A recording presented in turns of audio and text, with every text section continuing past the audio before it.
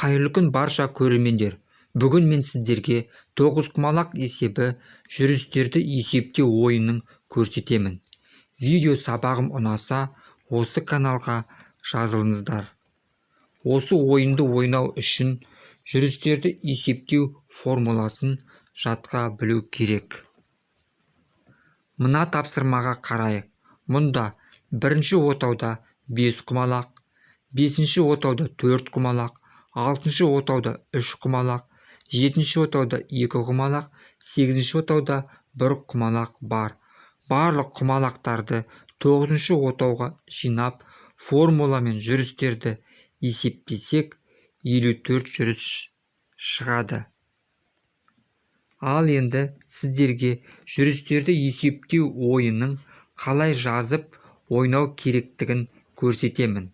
Мұнда 1-ден 9-ға дейін қызыл түспен жазылған сандар отау саны, көк түспен жазылған сандар құмалақ саны.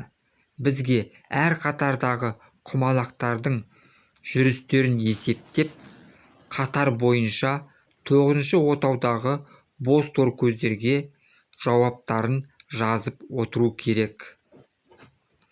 Бұл ойында тұздықты да қолдануға болады және уақытпен де есептеп шығаруға болады.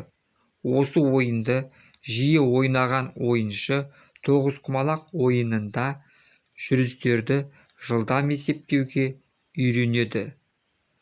Сіздермен бірге Нұржан Мырзашұлы. Назарларыңызға рахмет. Сау болыңыздар.